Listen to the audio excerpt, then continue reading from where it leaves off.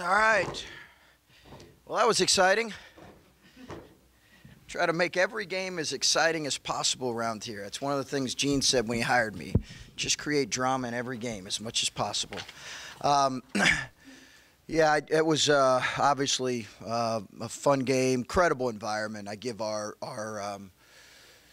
Buckeye Nation, our students, the Nut House, just a lot of credit for the energy that I think they provided our team. That was as loud as, certainly as I've heard it in here, and a couple of the coaches that have been here for a while were remarking as loud as they've heard it in several years. So I'm sure who we were playing had something to do with it. I'm sure the fact that us getting down 20 had something to do with it.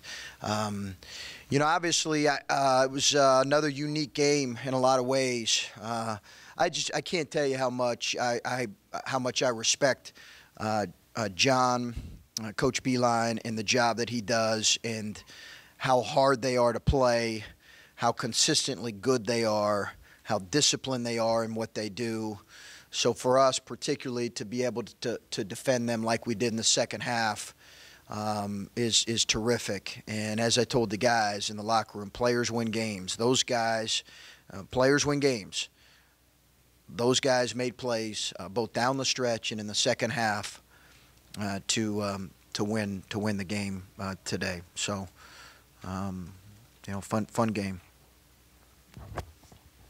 When we talked to John, he said the one thing he told his players was that guys have to be able to embrace the moment when there's big things on the line, and he said you guys did that and his team didn't. For a team that's still looking for a lot of things, were you surprised that your team was able to do that? Yeah, I think I don't know if surprised, but curious probably as much as anything. It's as I've mentioned so many times, this is a continual learning process for me and for our coaches with this group. We just, we don't know. We learned a lot from some of these games in the past 2 weeks, where we didn't play with enough poise down the stretch. And as coaches and players, we all take responsibility for that. And then a game today, like where they did just play with the necessary poise, and more importantly, really a real determination to be different than what we were in the first half. Defensively, we had to change some things at halftime, because you watch a ton of tape and you put a scouting report together and you think it's going to work like it worked against Wisconsin, and you guys execute, and then they come out and they attack it in a way that really exposes us. So we had to make some changes. So that, I think, combined with just our guys' effort, was critical. And when you talk about effort, right there at the beginning of the second half, Keita had the play where he just got like a finger on the ball and deflected it, and Jay-Sean got the layup at the other end, or the dunk. Was that kind of what you were talking about, maybe what you were emphasizing at halftime, getting deflections and getting things like that to spark the offense? For sure. Yeah, because I think they're too good if you let them run their stuff in a really comfortable way. They're just too good. They're too good. They move it too well. They have too much ability to space you and shoot it, and they were exposing the way we were our ball screen defense in the first half, but our deflection rate was considerably different in the second half. Chris, has this two-game stretch for some of the guys that maybe haven't played this much, and some of them that haven't played at all, has this two-game stretch maybe been a lesson in what it's going to take to win in major college basketball? I think so, yeah, for sure, because we've had a lot of good moments from a lot of different guys that have played new roles. Obviously, Caleb and all of our freshmen. Kyle Young was critical tonight. He was really important for us. Musa has been really good in stretches and then struggled in other stretches. C.J. Jackson, who's kind of in a really important role for us, has been. So I think, yeah, I think all of them had moments where they played really well, and then also stuff where we can look and say, okay, hey, this is how we need to improve in these particular areas. And that's been good, because you just don't know that. It's one of the benefits of going through a 6-game stretch like this. Now, call me crazy, but we're going to turn pretty quickly to William and Mary, who's a pretty sound team. So I don't want to look at just the 6 games in 12 days and think, we need to be good on Saturday. But I don't want to get off on. Anyway, that's I'm sorry, I'm rambling here. What's the next question? Well, that's kind of what I was going to transition to is you've finally come out of those 6 games in 12 days, and obviously you have to be realistic with what you have coming down with North Carolina, obviously still yet before you go into the permanent Big Ten play, but where do you grade this team where you're at coming off of this stretch? I think we've made some improvements in some areas, and I think, maybe as important as anything is our players have been able to see success. And I think that's important for a new coaching staff, a new group early in the season, just for them to feel like, hey, listen, some of the things we're working on and communicating can be successful if we stay committed to that. And certainly that could have been questioned, after a couple rough games. But when you have people like Keita and Jay Sean leading the way, that I think ties our group together, and it's going to be really important for us as we continue to go through ups and downs. And you mentioned Kyle. Just could you expand on the role that he's played these last couple games? I think tonight was a career high in minutes for him. Yeah, well, with Micah out, we've had to move him into kind of a different role. And he's been very good. I thought his defense, when we were switching on some of those drivers, was critical. And then obviously, he's an athletic kid. I think we all saw that with a couple of his rebounds. He pursues the ball, and he made a couple finishes that were good. So, we don't win the game without him tonight. Hey, Chris, as a coach of a developing team, I'm wondering if this comeback is even more gratifying in the way that you did it, because you were 0 of 6 from 3 in the second half. So if my math is right, you're 12 of 16 from 2. You talked about the defensive adjustments. I mean, the team was patient. You drew fouls. Yeah.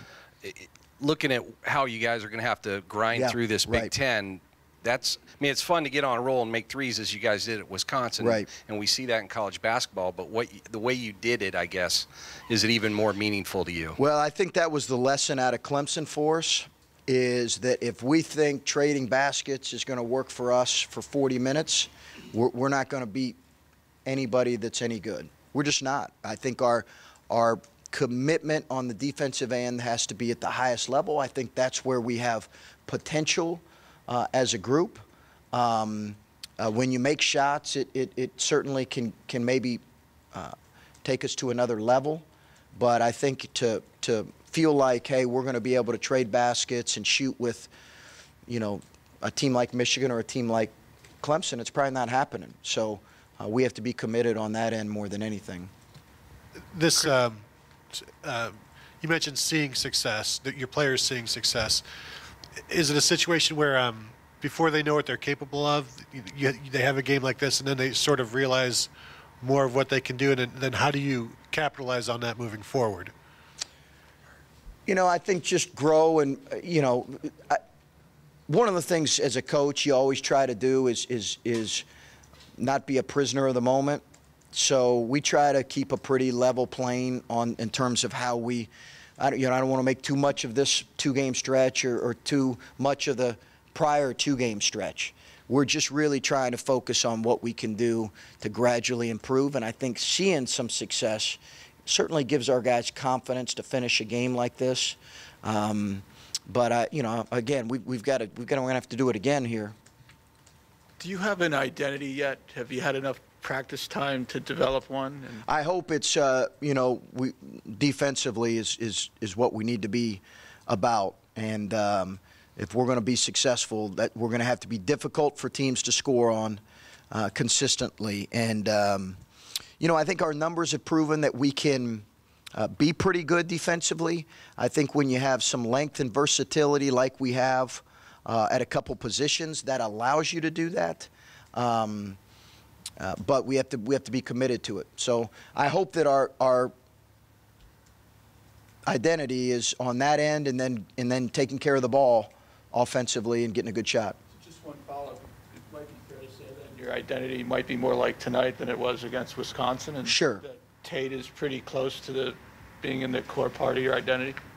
Jay Sean? Yeah. Absolutely. Yeah, he's critical for us because of You can switch some stuff with him. He's strong. I think versatile pieces are really important, and again, that's what I think, that's what we have to be good at. I think we can definitely make shots, but we're not gonna win shooting contests with a bunch of the elite teams. So we have to be committed defensively. Sort of following up on that about Jay-Sean and Keita and even CJ, the second halves that they had, did you have to push any buttons at halftime to get them kind of going? I know you've talked about how this team's only going as far as those guys are going to carry you. Yeah, no, it was a pretty straightforward conversation. I said my piece after the Clemson game and had to deal with the pain of that with my hand on the board for the next couple of days. So this one was more just, hey, listen, we have to ratchet. It was two things. Our effort had to improve, and I think as coaches, we had to talk about our ball screen defense, because I didn't feel like maybe we were putting him in as good a position as we could have. So I think it was really a combination of those. Like, in my mind, that's what I said going into halftime. Like, our effort has to improve on that end. We have to play with a little more poise offensively. I don't think we played with great poise offensively in the first half. And then as coaches, we had to talk about a different coverage. Just wondering, you were down 20, and you did get it to 13 at half over the last. How critical was it to make it a little more manageable going into the locker room, the last couple minutes of the half? Yeah, that was important. Somebody had mentioned this was the largest lead that we had come back and won since, I think, 07 or something. I didn't realize. I forgot we were down 20. But I think you're right, the 13-point lead, getting it to 13, it's just so much more manageable than when you're seeing 20 up there. We actually had a chance to cut it to 11. I had used my timeout and didn't want to use it again. We didn't get a great shot late. But, yeah, that was very important, to just get a little bit of momentum in that last minute and a half. Also real quick, you had 7 turnovers at the half, and I think your first possession of the second half, you turned it over. But after that, you only had 2 the rest of the game. Just talk about how important was that to protect the ball and getting shots? Really good, really good. I think our guys are understanding how important that is for us, and I think that has to be important for us, right? I've said over and over, we can't be a team. Last year as a team, we were 200, I think 225 or something in turnover percentage. We've been that way for the most part of this year. We've been in the 200 pluses. I've never seen teams have a real successful season being that high a turnover percentage. So, that comes down to us maybe as coaches trying to put them in better position and just harping on decision making and working on it every day and working on our ball handling. I think that's an area we have to continue to get better in. Chris, you're expected to beat a lot of people here. Indiana, Michigan State. Any significance in beating Michigan for the first time? Sure. Yeah, I mean, I think people here. This is my first game, obviously, in this rivalry, but it means a lot to Buckeye Nation and a lot to people around here. Obviously, I think football. It's an amazing kind of whole different level. But certainly, I think as a coach, you feel a certain level of gratitude to be able to do it, because it does mean something to people around here. And I think I'm learning that too. I don't know that I, am well versed in the rivalry, but I'm learning. Yeah, after the Clemson game, you sat up there and talked about having to do something, maybe make some changes to alleviate the turnover problem. The last 2 games you started JT at the point, brought CJ off the bench. Is it more? Are you trying to send a message to CJ, or is there another reason you've done what you've done the last 2 games at the point?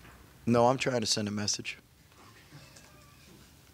And how has that been? How's it been received? How have you liked what you've seen?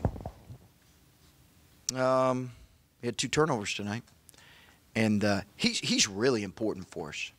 We know that he's really important for us. And players have an opportunity, right, to respond the right way in those moments. And he is a great kid, But I've said multiple times that the lineup would be somewhat fluid this year, just because we do have so many new pieces and new. I think I started him in the second half. I didn't start him in the first half. We'll see going into next game. I don't know, but our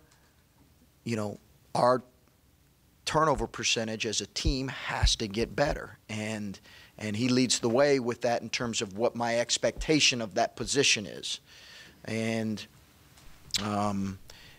he is a terrific kid who's had some really good. I mean, look at how he's played these last 2 games, and really, he's given us some really good things.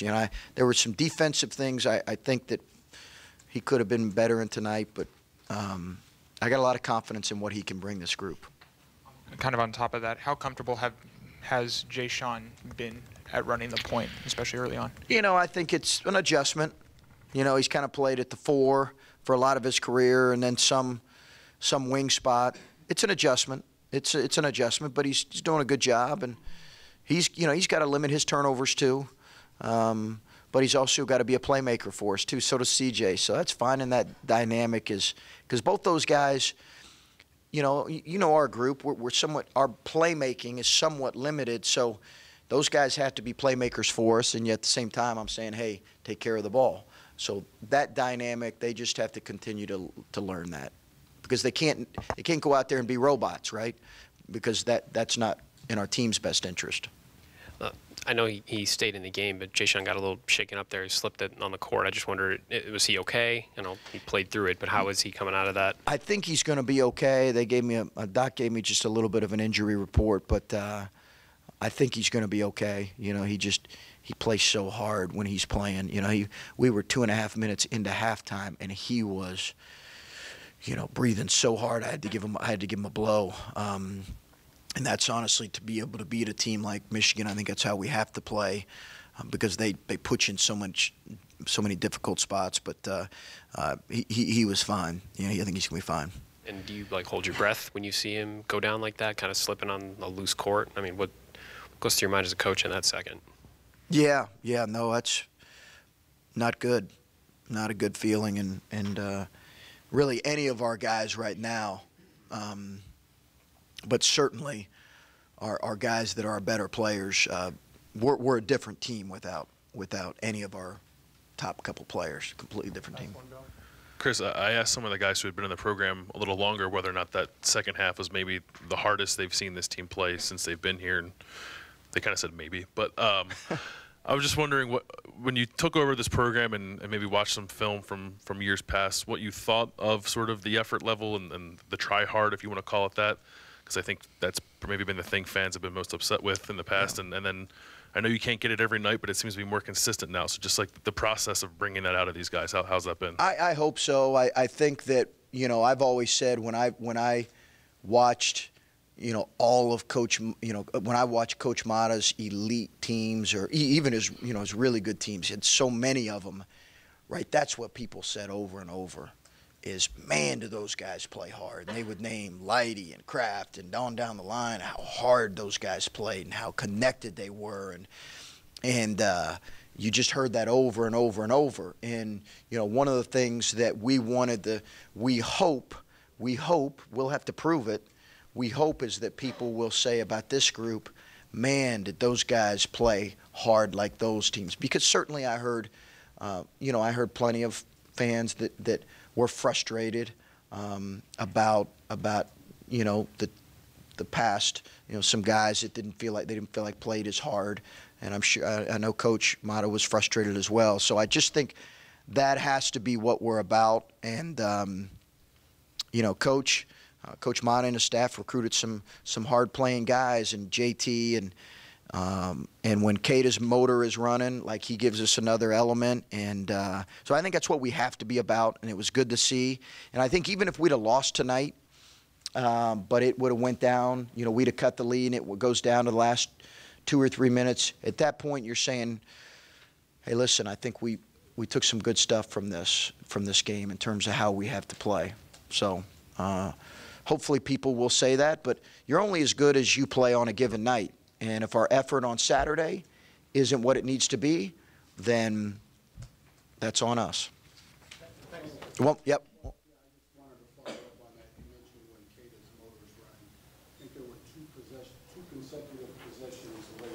Whew.